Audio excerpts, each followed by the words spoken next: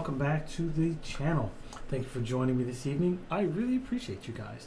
And if you don't mind, please make sure to subscribe and don't forget to hit the notification bell down below so that you'll be notified when I post new content. So, it's Passover. Unfortunately, this is something that religious people, Christians, celebrate every single damn year before Easter. And we have to put up with it. And Passover, if you've been under a rock and don't know, Passover is all about God going out and murdering the firstborn of all of Egypt, particularly the Pharaoh's son. And I'm not going to sit and tell you the whole damn Bible story of Exodus and all that stuff, but in short is Moses wanted his people free. Pharaoh refused to do so. But God, who could have easily just made Pharaoh release all of Moses' people, decided not to and hardened Pharaoh's heart and decided that, hey, I'm going to make it so you don't want to let anyone go so that I can murder all the firstborn in Egypt.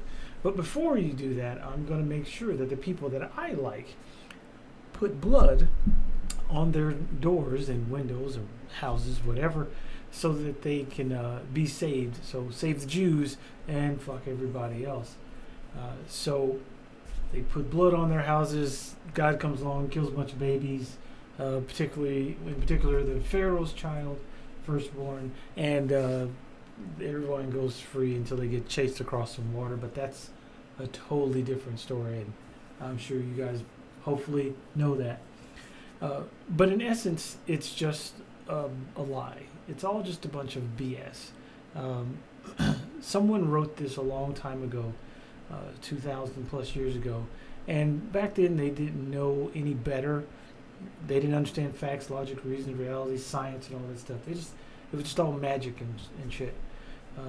And to this day, it's still just a giant fustercluck of people who are using people's ignorance and gullibility to make money off of them by telling them these and recounting these horrible stories that are in the Bible that serve no purpose other than to keep indoctrinating and threatening people with hell or eternal damnation so that they can get their money. If you haven't noticed, there's not a poor preacher on the planet, and if there is a poor preacher, he's probably dead or he's just not really good at his job. But as long as there are suckers willing to give them their money, well, they're going to keep making up these stories and pushing this BS on people to ensure that they get their money. But anyway, so that's the story of the Passover. So yes, God does love killing babies.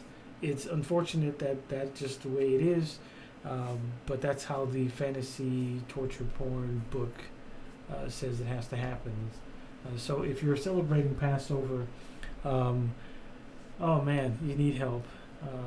How do you celebrate the murder of innocent children and think it's a good thing? It's just not. I don't know how to help you people who believe this stuff. I could say common sense, but obviously that's not something that you have.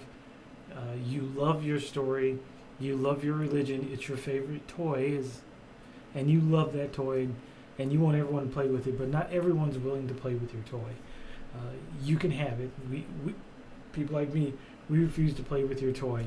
You can keep it to yourself, but please don't, force our kids or people that or our laws to be affected by your torture porn, rape, horror story, incel book. Whatever. We don't want it. But Passover is just that. It's a bunch of bullshit about a God in a story. It's a story. It's not real. It's a story. Murdering a bunch of children because reasons, and no one really understands it. So anyway, that's my short and long of it tonight, ladies and gentlemen. I really appreciate you joining me tonight. Thank you very much. Don't forget, COVID is still a thing. I'm not going to go through the whole story about the COVID thing. You already know. Please don't be stupid. Please don't go out and think that just because you got a shot or because someone opened up your state that it's okay and COVID is gone, because it's not. More people will die because of all of the stupidity.